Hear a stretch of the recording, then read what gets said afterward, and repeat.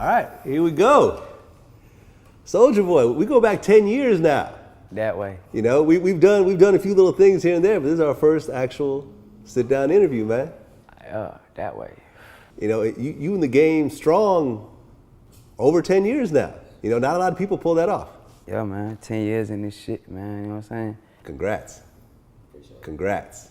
So let's start in the beginning. Now, you were born in Chicago. Yup. You moved to Atlanta when you were like 6. Yup. But you kind of grew up in Mississippi. Yup.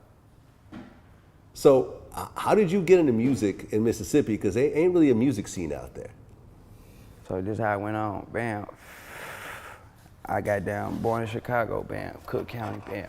Went to Atlanta, I'm from Atlanta. I'm from West Side, Zone 1, Simpson Road, you know what I'm saying? That's where I grew up at. Mm-hmm. Bam.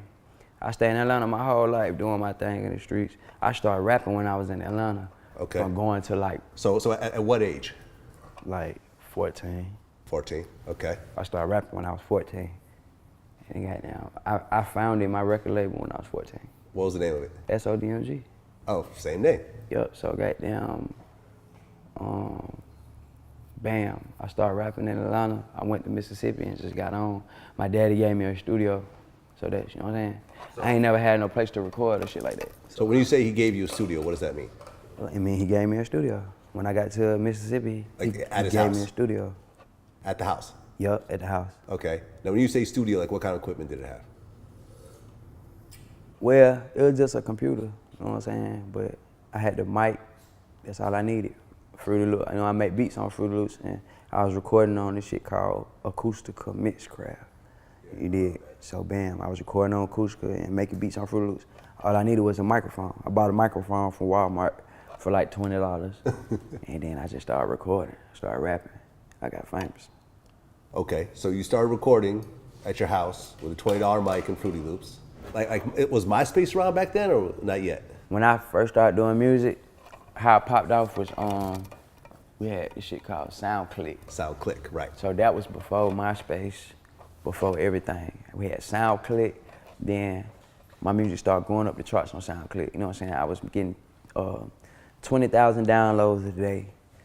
I was charging 99 cents for the record. They were taking half of the money, so I was making 10,000 a day. Oh, so you started selling music off SoundClick straight off? I started selling music off SoundClick. And I started charting on the charts. My first song went like number 27. Next one went like number 10. Next one went like number 1 over the whole charts. So I was 20,000 downloads a day, $10,000 a day, splitting the money with the SoundClick. Bam, MySpace came. It's over with. Okay, so what happened when MySpace came around? I just blew up. On my SoundClick page, I already was number 1 on the charts, so I put myspace.com/SouljaBoy. I would no longer be using SoundClick no more. Why did you switch from SoundClick if you were making so much money? Because MySpace was just hard. It was dope. It was better. It was way better. You could put your pictures on there. You could upload videos. You could chat with the fans. They could add you top 8. It was just new. Bam, went to MySpace. I had like 1 million plays in the day. Okay. Now this is before Crank That? Just before Crank That. Okay, so what were the first few songs that were really charting? Shootout, you know what I'm saying? Doodoo Head, Yeah Bitch, Yeah, you know what I'm saying? Shit like that.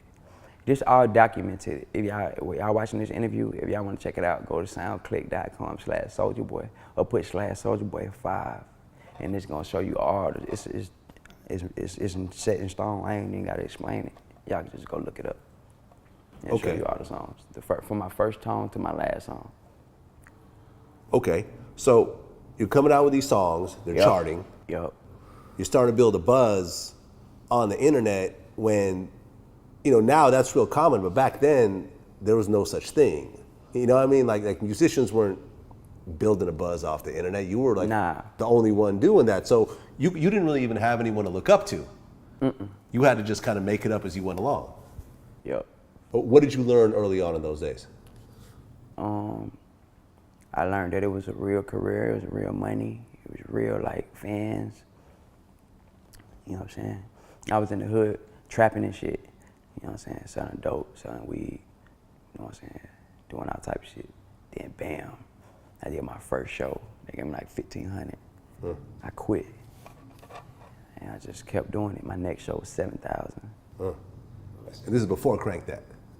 I had Crank That then. Okay, so you dropped Crank That. Yo, but I was just in the streets. I didn't want to sign yet. Crank That came out before the deal. They just blew it up when I got signed.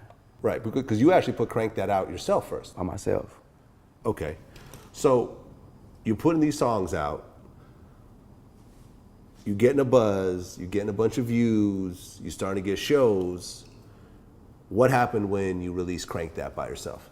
Let me show for everybody that's watching the interview too, they probably gonna be like, damn, so he just put the songs out, they got popping, like how he do it, he ain't put no money in it. So let me tell y'all this story first before we get to that. This how I got popping. They had an app called Limewire.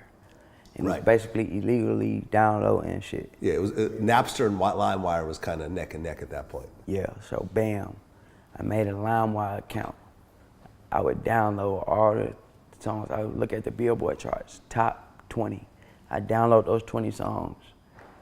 I upload them to Limewire, and I upload Crank That to Limewire, and I title it 50 Cent in the Club, Britney Spears, Wooty Wooty Woo, Eminem, do da da da da, whoever the fuck was popping at that time. Then they'll go there, download that song for free. Like, I'm finna get 50 Cent at the club. They'll hit download, they hit play, it'll go, you don't.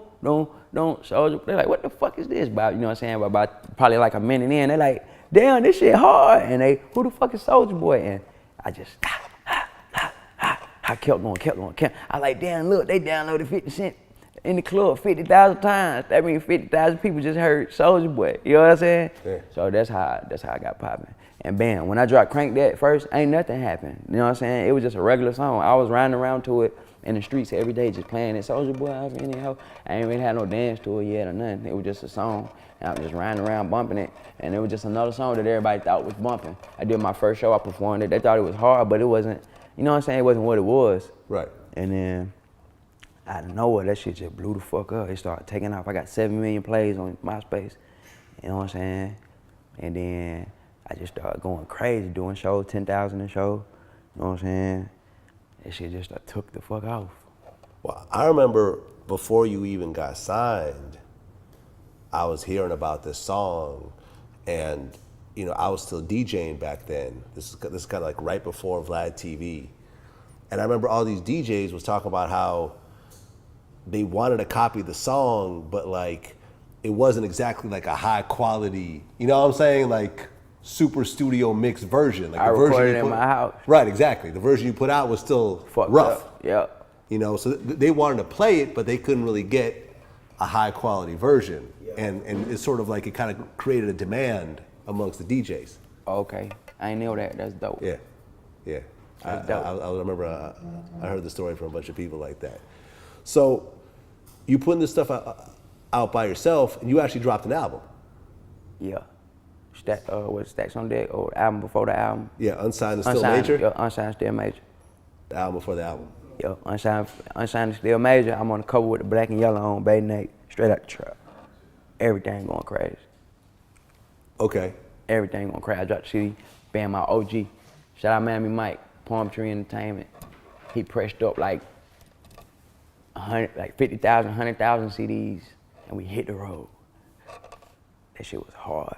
So you were pushing your own independent album that you pressed up yourself, no deal, No deal, no money, we you know, no major money, just all yourself.